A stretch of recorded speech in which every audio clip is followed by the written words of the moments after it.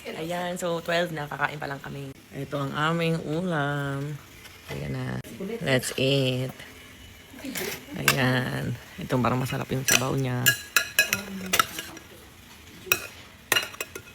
Uy. Tinin. Uy. More?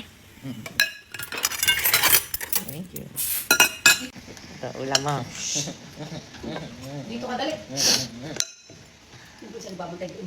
Ano to na? Beef steak ba yun? Beef steak? Pork. Mamaya na tayo kumain sa labas, no, Daddy? Para wala nang kasabay, no? Nakipagsawa. Sa mga nagpepebrarihan. Oo, wala na yan. Para mamaya. Tapa? Opo. Nga. Ay, may sabaw. Sweet tong si Roxy kaysa doon kay Kulit. Sino ba si Kulit? Yung babae? Si Roxy yung babae. Si Kulit Pero ang kulit yung maliit. Oo. May handog sa likod. May handog. Iwasan nyo makakain ng ano na ha. Kasi pag nakakita, pag hindi nakakita, Si Roxy ba ba't naman? Parang nilalaglag. Yung di ba bigla na lang? Baka nagsimod-simod dun. Nagka-dengue. Timusarapin mo. Salamat dati. Kaya na. Yan. Nagka-dengue.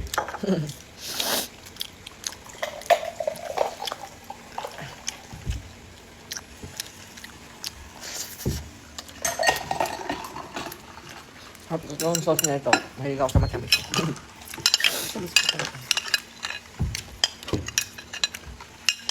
Iced tea.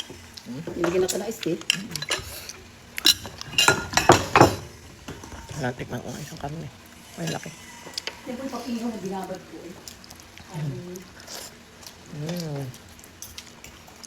Hindi naman tapa. Baka umalat na nababad ko. Sarap nga, ang tamis na. Kasi Nathan ayaw niya matamis. No? Ang hirap ang gawin, hindi mabusog daw. Ano? Ha? Nasaan yung isa?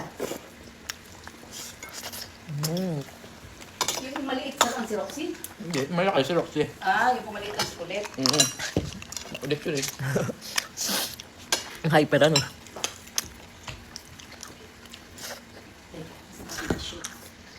Ano? Tamis. Sindirito ko na yung mga puno. Pabili baka mabusog na. Ito nga siya. Umalis kasi no?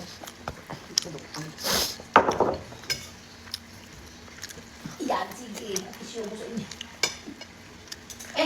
Huwag ito. Alis yan, alis. Alis, ito ko na daan. Ito na, bakit kakain doon na? Nasaan na, isa siya. Akin dyan. Ulit, nasa ka na? Yan yung kulit. Wala siya makakain. Yan ang nasa na. Kulit. Ano bilis oh. Pero na yun nandito. Okay.